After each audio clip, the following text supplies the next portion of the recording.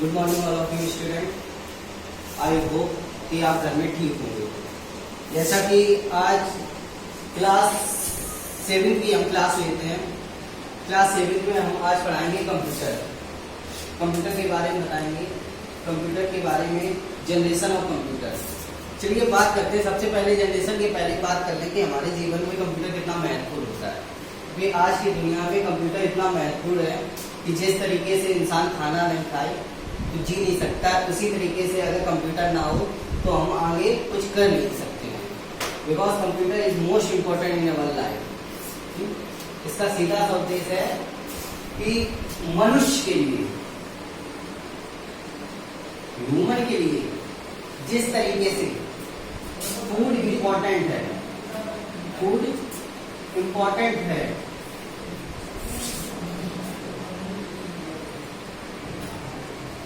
मनुष्य के लिए जिस तरीके से फूड इम्पोर्टेंट है उसी तरीके से ह्यूमन के लिए कंप्यूटर भी इम्पोर्टेंट है। Understand? I think better understand. ठीक है, जैसी की बात है करते हैं। अब इनके यूजेस क्या है वो तो आगे जब चर्चा चलेगी उसके बाद बताएंगे, लेकिन उसके पहले हम जान लेते हैं कि कंप्यूटर पीढ़ियों के बारे में बात करते हैं। ठीक है, कंप्यूटर पीढ़ी मतलब generation of computer.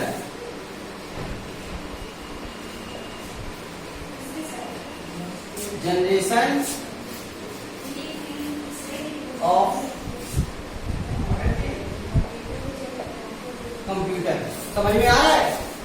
Generation of computer, right. इसको हिंदी में अगर बात करें तो कंप्यूटर की पीढ़ी, जनरेशन ऑफ कंप्यूटर, पीढ़ी ऑफ कंप्यूटर। अब चलिए बात करते हैं जनरेशन ऑफ कंप्यूटर में। तो जनरेशन ऑफ कंप्यूटर की अगर बात करते हैं तो सबसे पहला जो ये हमारी जब कंप्यूटर आया था उस टाइम पे 16वीं शताब्दी थी। क्या थी? 16वीं शताब्दी थी, मतलब 16th सेंचुरी। कितनी थी? 16वीं शताब्दी, मतलब 16th शताब्दी, 16 शताब्दी पहले जनरेट हुए हैं कंप्यूटर। अब चलिए कंप्यूटर की बात करते हैं। तो सबसे पहला कंप्यूटर जो आया था फर्स्ट जनरेशन कंप्यूटर, कौन सा? First generation of computer. First generation of computer, पहली जनरेशन ऑफ कंप्यूटर की क्या थी, पहली पीढ़ी क्या थी, उस पे आज हम चर्चा करेंगे। ठीक है, आई होप मेरा पढ़ाया हुआ समझ में भी आएगा और कोशिश करेंगे कि जो हम बता रहे हैं वो आपको समझ में आए। ठीक है, फर्स्ट जनरेशन ऑफ कंप्यूटर।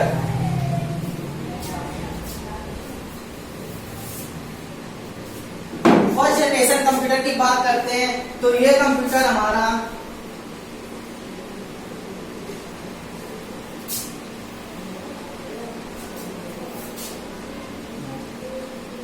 1940 में बना था। कब बना था? 1947 में बना था। मतलब ये 1947 में दुनिया में आ गया था। ठीक है, हमारी अर्थ पे आ चुका था 1940 में। ठीक है, राइट। अब चलिए बात करते हैं कि जब ये कंप्यूटर बना था तो इस कंप्यूटर की बात करते हैं तो इस कंप्यूटर में क्या क्या यूजेस होती थी। इस कंप्यूटर की यूजेस क्या थे? ये कंप्यूटर एक तरीके का पहले पीढ़ी कंप्यूटर था जिसमें यूज होता था वैक्यूम ट्यूब।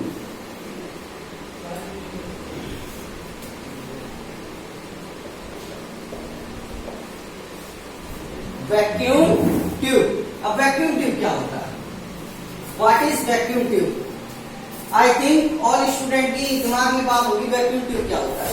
देखिए साइंस के आधार पर अगर बात करते हैं तो वैक्यूम ट्यूब क्या होता है ये हम आपको आज बताते हैं। ठीक है, वैक्यूम ट्यूब जो साइंस के आधार पर होता है कि वैक्यूम ट्यूब से पहले के जमाने में जब टेक्नोलॉजी आ गई थी साइंस की, पहले के आज के जमाने में वैक्यूम ट्यूब से बच्चे डिलीवरी किए जाते थे। Born of baby, born of baby. अब बॉर्न ऑफ बेबी का मतलब ये मत समझ लेना कि बच्चे को यही पैदा करता है। It is does not matter. मतलब वैक्यूम ट्यूब जब ये बॉर्न होता था बेबी, तो ये मदद करती थी ट्यूब। लेकिन हम इस टाइम पे उस वैक्यूम ट्यूब की बात नहीं कर रहे हैं, हम बात कर रहे हैं कंप्यूटर के वैक्यूम ट्यूब की। किसकी बात कर रहे हैं? कंप्यूटर के वैक्यूम ट्यूब की। ये एक पोस्ट में ना वीडियो पोस्ट कर दो, पोस्ट कर दे। मेरी मोबाइल आई डोंट नो वो टेबल पे नहीं। चलिए वैक्यूम ट्यूब की, वैक्यूम में टॉपिक, सॉरी डिस्टर्ब होने के लिए। अब चलिए बात करते हैं वैक्यूम ट्यूब की। वैक्यूम ट्यूब एक गिलास का बना हुआ यंत्र होता है। किसका बना हुआ? मेक ऑफ गिलास। अब गिलास मतलब कांच, ठीक है। ये गिलास का बना हुआ तंत्र होता है जिसमें इलेक्ट्रॉन को, जिसके अंदर इलेक्ट्रॉन होते हैं, जिसके अंदर इलेक्ट्रॉन होते हैं, ठीक है। ये इलेक्ट्रॉन ही का उस वैक्यूम ट्यूब का मेन पार्ट होता है। ये ना हो तो कुछ नहीं हो। इस इलेक्ट्रॉन प्रवाह को कंट्रोल करने के लिए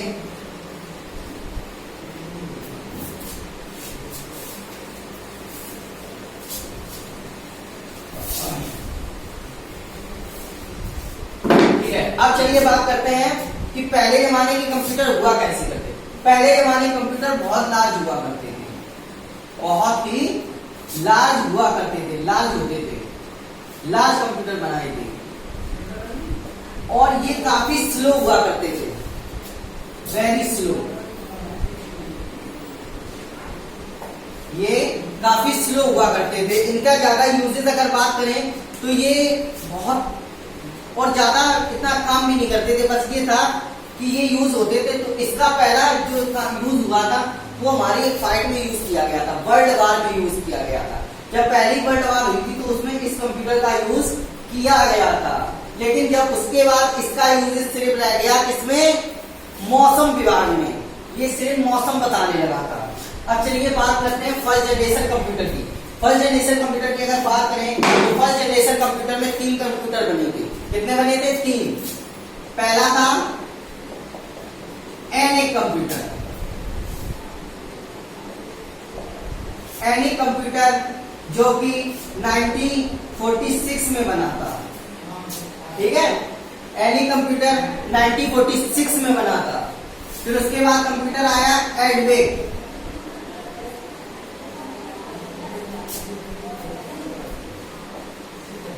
अब चलिए बात करते हैं एडविन कंप्यूटर की। एडविन कंप्यूटर जो हमारा था वो कंप्यूटर आया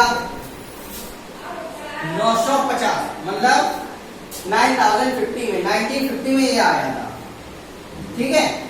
अब चलिए बात करते हैं इन दो कंप्यूटर की बात करते हैं। एडविन कंप्यूटर मतलब एनी कंप्यूटर जो थे ये कंप्यूटर काफी बड़े हुआ करते थे, काफी लार्ज हुआ करते थे। इन कंप्यूटर की अगर बात करते हैं तो ये कंप्यूटर की लंबाई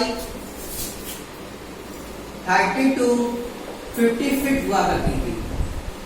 फिट का मतलब समझते हैं कि एक अच्छा खासा कमरा बन जाए, ठीक है।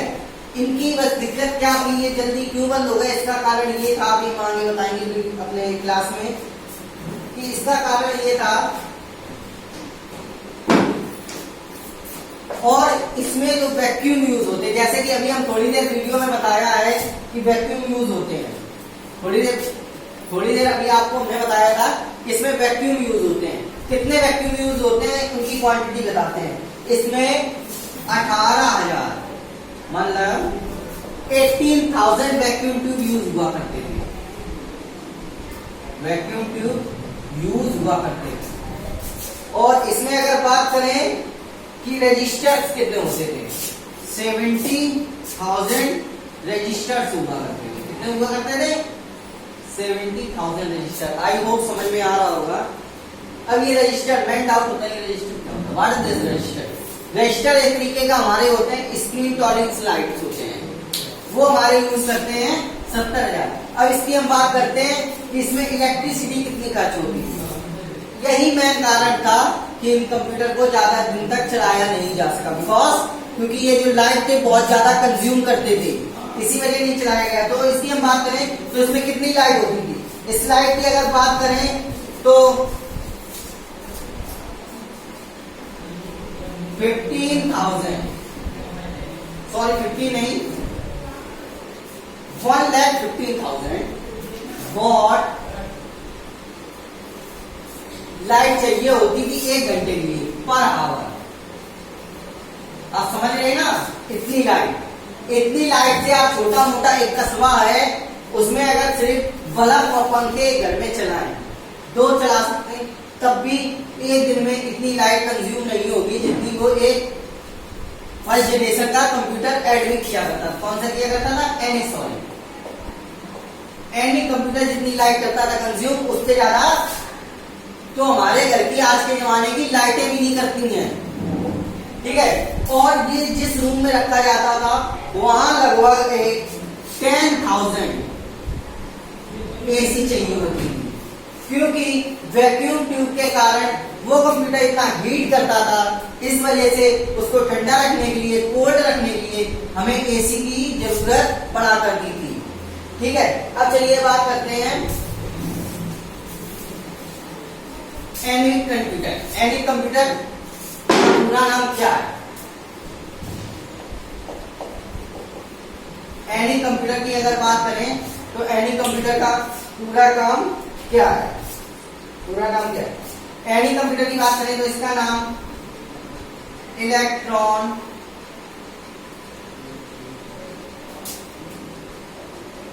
Numerical integer and computer,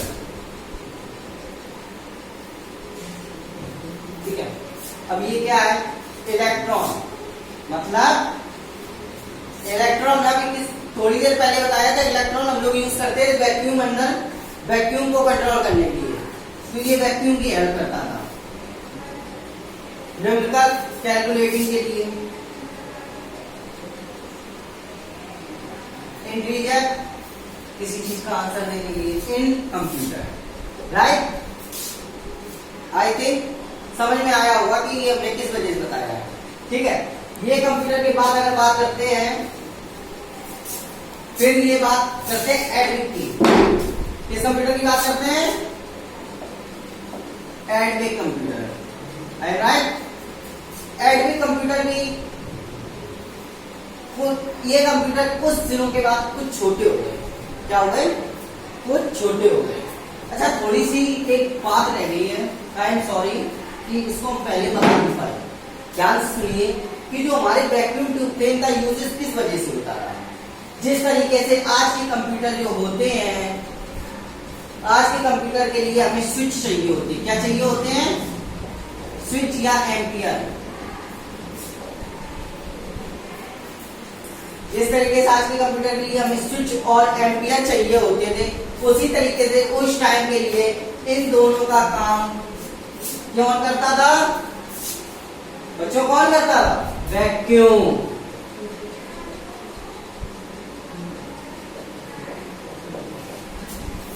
I think ये बात अब समझ में आ गई होगी। अभी तक काफी बच्चों को ये चल रहा होगा ये वैक्यूम यूज कैसे करते हैं। बस इसका काम इतना ही हुआ करता था, जो सर्किट होते थे, जो स्विच और एम्पियर होते थे, उनको यूज करता था। आई am right, I think understand, better understand, okay.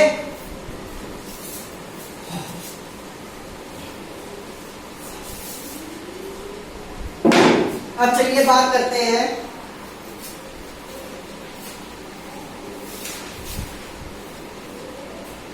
एडमिक computer.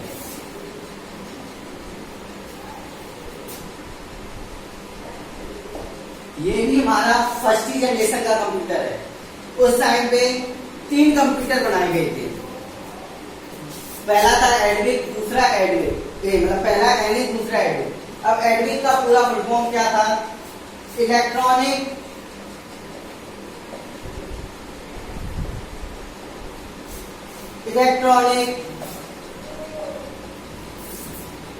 District variable automatic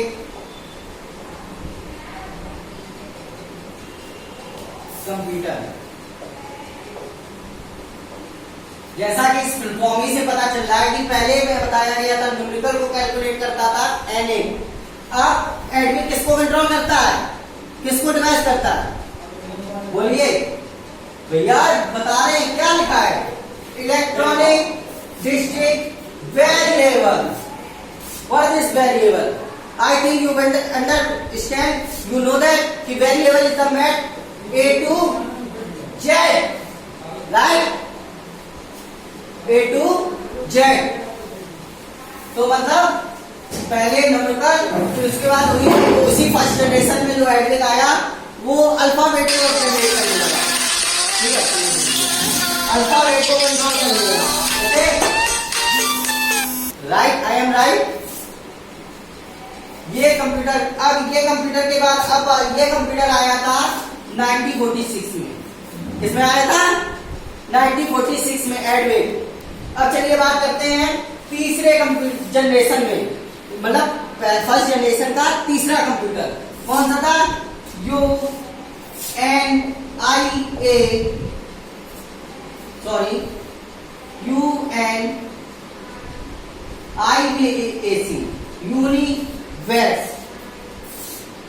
ठीक है, ये कंप्यूटर था यूनिवर्सल, मतलब यूनिवर्सल ऑटोमेटिक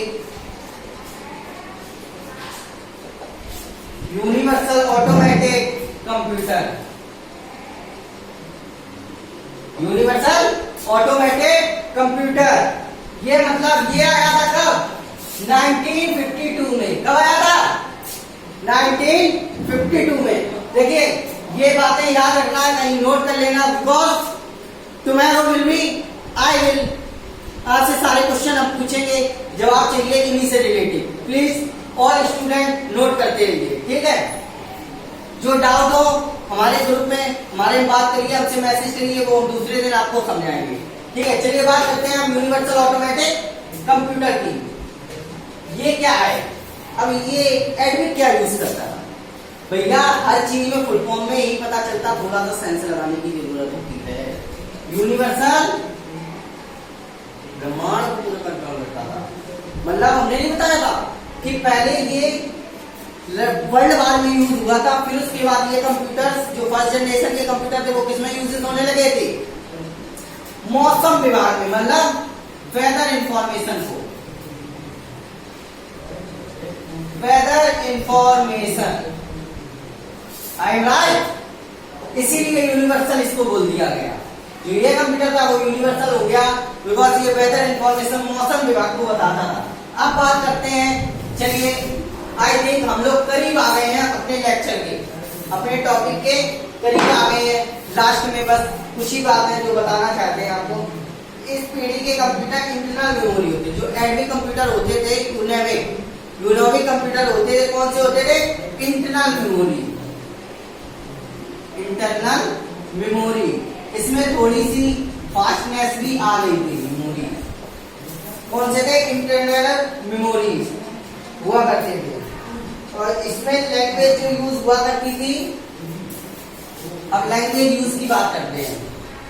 फर्स्ट जनरेशन में 2 लैंग्वेज यूज हुई है। सबसे पहले हुई थी मशीन लैंग्वेज,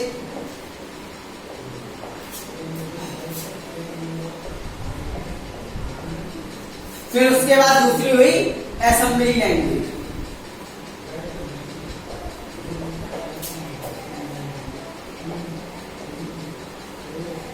ठीक है, जो हमारी मशीन लैंग्वेज थी वो एनए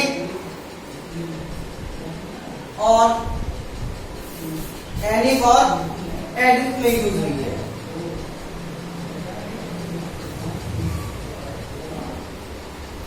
और जो हमारी असेंबली लैंग्वेज है वो हमारी यूनेविक में यूज हुई है। ठीक है, समझ में आ रहा होगा। ठीक है, तो इन तीनों में अब ये बात खत्म हो गई, हमारा टॉपिक यहीं तक हुआ। अब इनकी बात करते हैं कि ये कब तक हमारे साथ रहे, हमारा वर्क किया, कब तक ये काम करते थे। चलिए बात करते हैं। तो जैसा कि हमने सबसे पहले बताया था कि 1940 में आए थे, 1940 में बनाया गया था। कब बनाया गया? 1940 में। और इनकी जो एंडिंग डेट थी, डेट ऑफ डेट जिसको बोलते हैं, वो खत्म हो गई थी 1956 में। उसके बाद से दूसरी आई होप आप लोगों को समझ में आ रहा होगा जितना समझा रहे हैं। जैसा हमने बताया कि ये चला था टू 1956 तक। फिर इसके बाद दूसरी जनरेशन चालू हो गई, सेकंड जनरेशन वो हम कल बताएंगे, ये कल का topic. Okay, thank you. I hope आपको समझ में आया होगा।